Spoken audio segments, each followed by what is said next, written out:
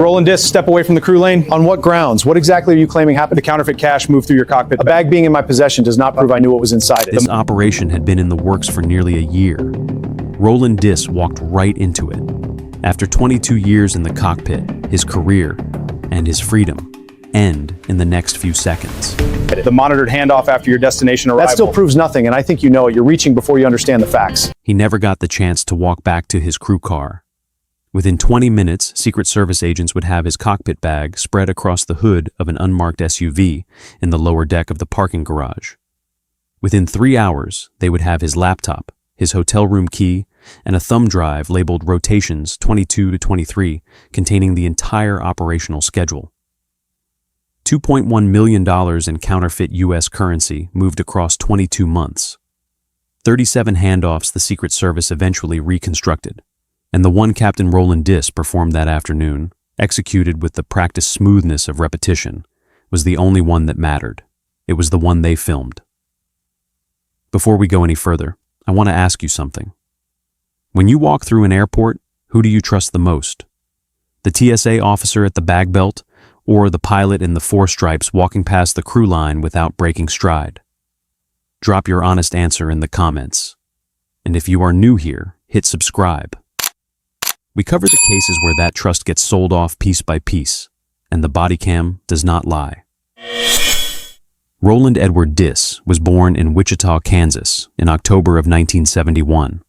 His father was a crew chief on KC-135 tankers at McConnell Air Force Base, a man who came home from 12-hour shifts smelling like jet fuel and never quite scrubbed it out from under his nails. His mother kept the books for a feed and seed cooperative on the south side of town. The Disc family lived in a 3-bedroom ranch on Pawnee Street, and the windows on the north side of the house rattled every time a tanker climbed out of the airfield. Roland did not flinch at the noise. He counted them. By the time Roland was 10, he could identify every airframe at McConnell by silhouette. By 13, he was reading the FAA's pilot handbook in the back of homeroom.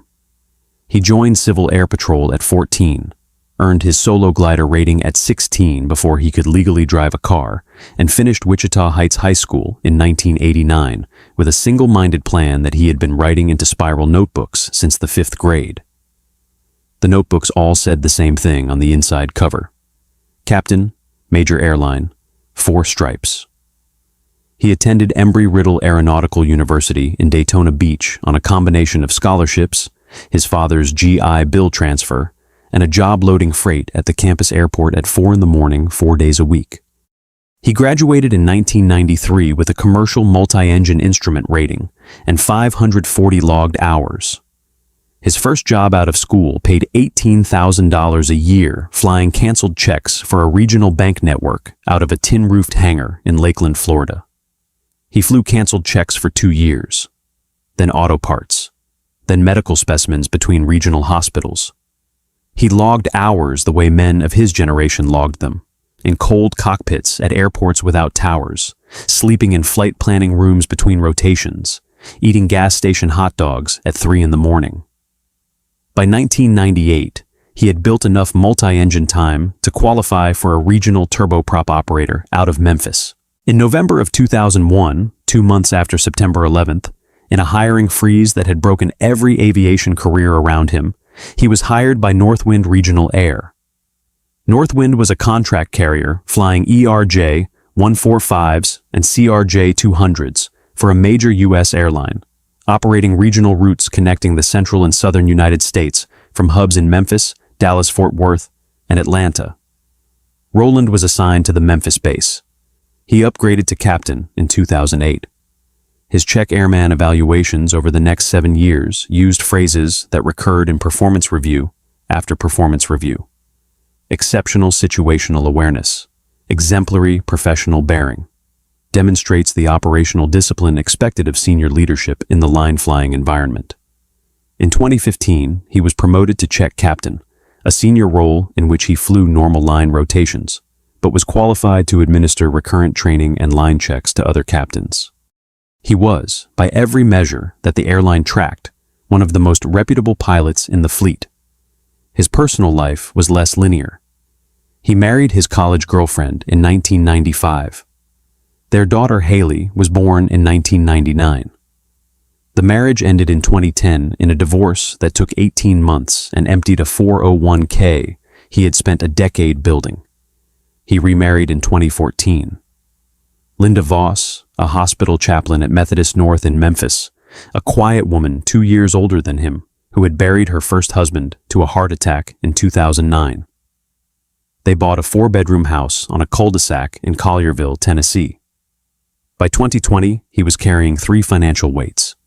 The first was a $312,000 mortgage on the Collierville house. The second was Haley's tuition at the University of Tennessee, which he had agreed in writing to cover in full as part of the divorce settlement. The third was his mother. His father had died in 2017 of pancreatic cancer, and his mother had been moved into a memory care facility outside Wichita that cost $7,400 a month and was not covered by long-term care insurance she had let lapse in 2003. Roland's base pay as a check captain ran about $186,000 a year before per diem and overrides. It was enough on paper. It was never enough at the end of the month. In the spring of 2021, on a fishing trip on Pickwick Lake with a man he had known since his freight flying days in Florida, Roland Diss accepted an introduction to a person whose name he was told was Mark. To understand what Roland Diss did, you have to understand the lane he walked through to do it. The U.S. domestic aviation system screens nearly 2.5 million passengers a day. Every one of those passengers passes through a TSA checkpoint where carry-on bags are X-rayed, persons are screened by body scanner or pat-down, and a credentialed officer inspects identification against the passenger manifest. That process exists because the institutional assumption about a passenger is that the system knows nothing about them beyond what they have just disclosed. Pilots and flight attendants are screened differently. The Known Crew Member Program, administered by the Airline Pilots Association and Airlines for America in cooperation with TSA, allows credentialed flight crew to pass through dedicated crew lanes at participating airports. They show their employee badge and their pilot certificate. The credentials are verified electronically against a real-time roster of currently employed and qualified crew, and they proceed. There is still a screening element. Pilots can be selected for random secondary screening on any pass-through, and many of them are. But the operational baseline, the routine of the crew lane itself, is faster, lighter touch, and built on an explicit institutional premise. That premise is that an active commercial pilot has been credentialed and re-credentialed against background standards, aeromedical certifications, and ongoing professional review that exceed any vetting done on a passenger. The crew lane runs on trust because the system has spent decades and millions of dollars earning the right to extend that trust. Roland Diss walked through that lane an average of 26 times a month, at DFW, at Memphis, at Atlanta, at Nashville, at Birmingham, at Little Rock. He walked through it with a roller bag, a leather flight kit, a Jeppesen iPad case, a Ziploc with snacks, a stainless steel thermos. The TSA officers at the crew podiums in those airports recognized him. Some of them knew him by first name. He nodded. He made small talk about the weather. He passed. That was the lane. That was the trust. And by the spring of 2021, he had begun walking through it carrying packages of currency that did not exist on any legal U.S. Mint registry. The man named Mark was not actually named Mark. He was Marcus Eberly, a 41-year-old logistics broker out of Tucson with prior federal convictions for stolen property trafficking that he had not disclosed at the lake. Marcus represented a network whose architecture Roland was never given in full. What Roland understood was this. There was an overseas printing operation. The bills were not the best counterfeits in the world, but they were good. Passing offset printed paper, color-shifting ink approximations, security thread approximations, fiber inclusions that fooled most ultraviolet pens, and a meaningful percentage of cash handling machines. The bills entered the United States through means Roland was told not to ask about and never did. What the network needed, and what Roland could provide, was the domestic leg. The first rotation, Roland would later admit to investigators in a proffer interview he gave before deciding to take the case to trial, took place on June 11, 2021. He flew a 4-day rotation that began at Memphis with a turnaround to Atlanta, an overnight in Birmingham, a turn to Houston the next day, a Houston overnight, then back to Memphis through Dallas. Marcus had handed him a sealed brown paper-wrapped package the night before, in the parking lot of a Cracker Barrel off Interstate 240. The package weighed approximately 4 pounds. He was told to put it in his roller bag, not his flight kit. He was told to keep the roller bag in the cockpit, not the overhead bin. He was told that a man would meet him outside the crew exit at George Bush Intercontinental in Houston, identify himself with a specific phrase about a fishing trip, and take the package. He was paid $8,000 in cash on completion. He flew the rotation. He walked through the crew lane at Memphis with the package in his roller bag. He flew to Atlanta. He flew to Birmingham. He flew to Houston. He walked off the jet at George Bush at 4:17 in the afternoon, rolled his bag to the crew exit door on the C concourse, and met a man in a Houston Astros cap who said the phrase. The man took the package. Roland walked to his hotel shuttle. The first rotation was the hardest, he later said. After that, it became something he could do without his hands shaking. The rotations became a pattern. Marcus did not call him every week. Sometimes a month would pass between assignments. Sometimes there would be 2 in 10 days. The packages varied in size. The smallest was perhaps 2 pounds. The largest, a rotation in November 2022 that Roland carried from Memphis to Nashville on a turn, was a little over 14 pounds. A stack of currency packages double wrapped in butcher paper and duct tape, distributed across his roller bag and his flight kit so that no single bag was suspiciously heavy. The per rotation payment for that one was $25,000. He did not spend the money flagrantly. That was the rule. No new car, no new house, no jewelry. The money went into a paper bag system in a fireproof safe in his garage, and then into the things he had been falling behind on. Haley's tuition got paid on time. His mother's memory care facility received its monthly check by the 3rd of every month. The mortgage stayed current. Linda asked him once, in the fall of 2022, where the extra money was coming from. He told her his check captain overtime had increased because the airline was short of qualified evaluators. She did not ask again. He did not know if she believed him. He did not ask. By the time the Secret Service began closing on him, Roland Dis had completed 37 rotations across 22 months. The cumulative face value of counterfeit currency he had moved, the government would later allege, was approximately $2.1 million. His personal proceeds across those rotations totaled approximately $310,000. He had told himself, somewhere around rotation 8 or 9, that he would stop at $150,000. He had told himself the same thing at 200, at 250. The number kept moving. The walks through the crew lane kept feeling routine. The investigation that ended Roland Dis's career did not begin with him.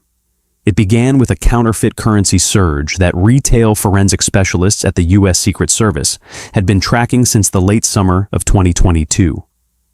Counterfeit bills do not appear randomly. They appear in patterns, geographic clusters, denomination distributions, paper and ink signatures that allow forensic labs to attribute notes to specific source printings. By October of 2022, the Secret Service's Counterfeit Division had identified a particular paper and ink signature appearing in commerce across a band of cities running through the central and southern United States. Memphis, Nashville, Atlanta, Birmingham, Little Rock, Houston, Dallas-Fort Worth. The signature was consistent, the geographic distribution was consistent, and the dollar volume was rising. In November 2022, a distributor in Memphis was arrested after attempting to pass counterfeit bills bearing the signature at a Tunica casino. The distributor was a 34-year-old man named Trayvon Eccles. Eccles was looking at a stack of federal charges that ran into the high single digits in years. After 92 days of refusing to cooperate, in February of 2023, his attorney brokered a proffer. Eccles told the Secret Service something the agents had begun to suspect from the geography alone. The bulk currency arrived in Memphis on aircraft, not in passenger luggage, not in checked freight. It arrived in the cockpit. Eccles named 2 pilots he had personally received packages from. He could not give names. He gave physical descriptions, airline employer, the rough times of certain pickups, and a piece of information that turned out to matter most. He gave the specific phrase he was told to use, and the phrase the courier was supposed to respond with. The Secret Service began surveilling Northwind crew exits at 3 airports. They built a list of Northwind captains whose monthly rotations matched the timing of the counterfeit currency surface events. The list narrowed to 9, then to 4, then to 2. By the second week of March 2023, the list was 1 name. Roland Dis did not know he was on a list. He was, in those weeks, flying a heavier than normal block. He had been told by Marcus to expect a large rotation at the end of the month. He had told Linda he might be home late on the 4th, that the airline had a last-minute schedule pull. On March 21, 2023, federal agents executed a sealed search warrant on Roland Dis's hotel room in Birmingham while he was airborne on a leg from Memphis. They were in the room for 83 minutes. They photographed everything. They imaged his laptop. They imaged a USB thumb drive he had left in an interior pocket of his crew bag in the hotel safe. They left the room exactly as they had found it. What they found on the thumb drive ended the investigation as a matter of probable cause. The drive contained an Excel spreadsheet titled Rotations 22-23 with 31 entries, each carrying a date, an origin airport code, a destination airport code, a weight in pounds, a payment in dollars, and a notation in a column titled Delivered. 29 of the 31 entries were marked Y. 2 were marked with question marks. The total payment column summed to $284,000. The drive also contained an installed instance of an encrypted messaging application. The application's local message store, recovered through cooperation with the application's manufacturer under federal warrant, contained 22 months of message exchanges between Roland and a contact saved as Mark. The exchanges were operational. They contained dates, airport codes, weights, and the specific phrase Trayvon Eccles had described. Mark, April 4, 2022, 9:18 p.m. Mem to BHM to IAH Wednesday, 9 pounds. Pickup at Houston same exit, 16. DISS, April 4, 2022, 9:24 p.m. Confirmed. 7 a.m. lobby, Thursday for envelope. Mark, August 12, 2022, 6:02 p.m. Big one Monday, 13 pounds split 2 bags, 22. You good. DISS, August 12, 2022, 6:09 p.m. I'm good. Mark, January 7, 2023, 11:41 a.m. Skip Friday. Heat on someone else. Resume Thursday next. DIS, January 7, 2023, 11:43 a.m. Roger, Thursday. The Secret Service then did something they had developed specifically for this case. They worked with Trayvon Eccles, who remained in custody, to schedule a controlled rotation. Eccles, through monitored encrypted channels, contacted Marcus Eberly and arranged a transport of a stated weight to a stated destination on a stated date, a real rotation of Roland's, scheduled on his already published April flying schedule. Marcus contacted Roland through the encrypted application and gave him the assignment. The package Roland picked up the night before his rotation, from a Cracker Barrel parking lot in West Memphis, contained currency simulants. Sheets of paper printed with the same paper and ink signature as the prior runs, hand-stacked and wrapped to match the size and feel of currency, but bearing serial numbers that would be tracked by the Secret Service's forensic accounting team. The package weighed 7 pounds. The promised payment was $14,000. Roland walked through the crew lane at Memphis at 5:47 a.m. on April 4th, 2023, with the package in his roller bag. He flew to Dallas-Fort Worth. He flew on to Oklahoma City. The handoff was scheduled for the lower deck of the DFW employee parking garage on the return turnaround, between his Oklahoma City inbound and his Houston outbound. He had 2 hours. If you have made it this far, you already understand why this case lands different from a passenger-side smuggling story. The cockpit lane is built on a trust that takes years to earn and seconds to spend. If you want to see more cases like this one, hit subscribe. We do not let these stories get buried. The DFW employee parking garage's lower deck is poured concrete, low ceilings, fluorescent strip lighting, and a constant low hum from the ventilation fans. Captain Roland Diss walked into it at 12:43 p.m. On April 4th, 2023, wearing his full captain's uniform and rolling his Navy crew bag behind him. He had been in this same parking garage 46 times that the Secret Service could later document from his employee badge pass-through records. He had performed handoffs here on 6 prior rotations. The distributor contact, in Traven Eccles' absence, was a Secret Service agent named Brian Halsey, posing as a man called Rico. Halsey was sitting in the driver's seat of a black Ford Expedition in space 1F-114. Roland walked to the rear passenger side of the Expedition. The window rolled down. The phrase was exchanged. Roland unzipped the front compartment of his roller bag. He removed the package. He passed it through the rear window. He received a manila envelope in return. He zipped the bag closed. He turned to walk away. He had taken 4 steps when 6 Secret Service agents emerged simultaneously from the stairwell, from behind a parked Suburban, and from the elevator alcove. One of them was carrying a long-lens camera that had been recording continuously for the previous 18 minutes. "Captain Diss, hands where I can see them. Drop the bag." Roland stopped. He set the roller bag down without turning around. He raised his hands to shoulder height with the practiced calm of a man who had been trained for emergency procedures his entire adult life. "What's this about?" "You know what it's about, Captain. Turn around slowly." He turned around. 2 agents moved in. One took his arms. The other took the manila envelope from his hand and the roller bag from the floor. "Am I being arrested?" "Yes, sir." "You are. Can I ask what for?" "Title 18, U.S. Code 471, Counterfeiting, among other things." Roland Diss did not respond to that. He stood with his hands behind his back as the cuffs went on. His 4 gold captain's stripes were partially covered by the agent's grip on his right wrist.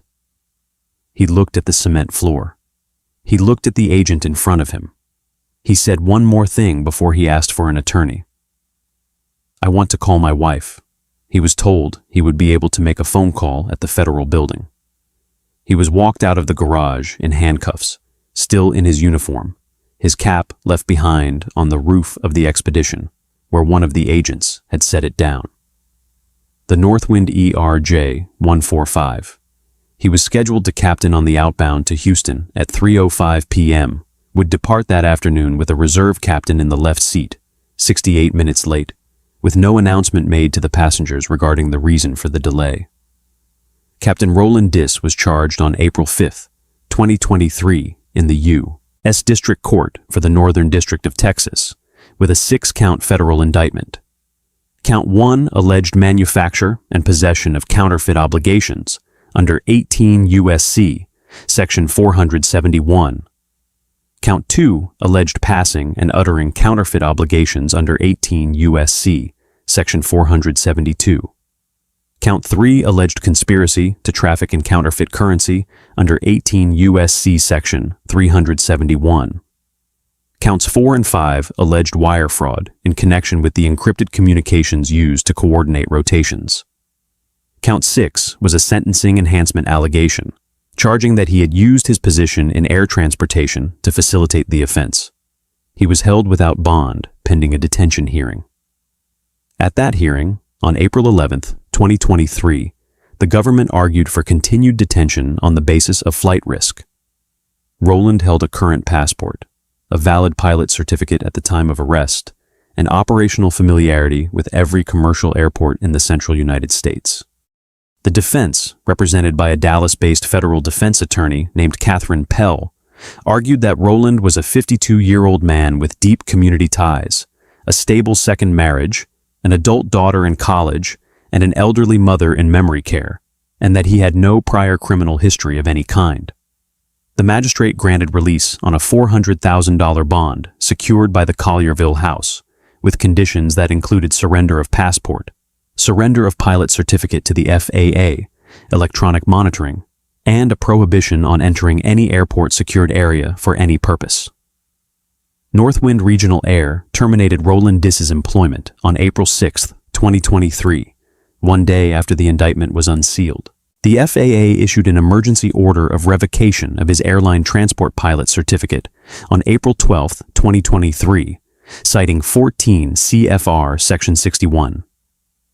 15. And the pending federal charges. A man who had spent 34 years in the cockpit had, in the span of 1 week, lost the legal authority to fly any aircraft for any purpose, anywhere in U.S. national airspace. The case did not move quickly to trial. As of the date of this case file, Roland Diss's federal trial remains pending. His defense, in pretrial motions filed in the summer of 2023, has challenged the admissibility of the encrypted message store on Fourth Amendment grounds, has moved to suppress the contents of the Birmingham hotel room search, and has filed a motion in limine to exclude the Trayvon Eccles cooperation testimony on the basis of the witness's prior convictions. The government's response brief, filed in October 2023, runs 241 pages and includes 17 exhibits. What is not in dispute in any filing on either side is the recording. The Secret Service's controlled scenario surveillance produced 18 minutes and 41 seconds of continuous video and audio of the April 4, 2023 handoff.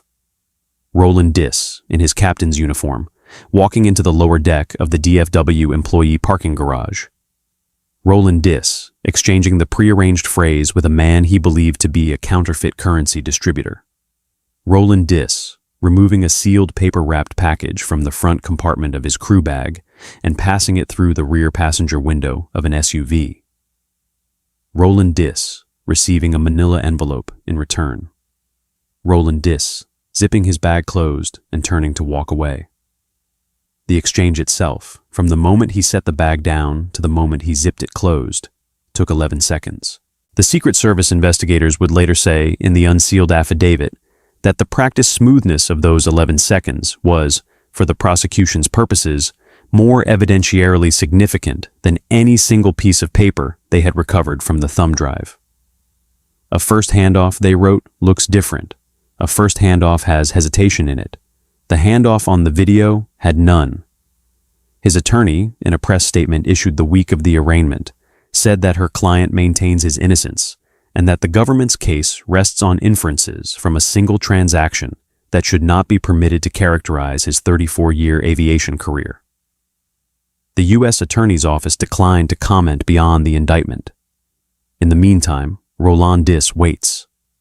He waits in the 4-bedroom house on the cul-de-sac in Collierville, an ankle monitor visible above his right sock when he walks to the mailbox. He cannot enter an airport-secured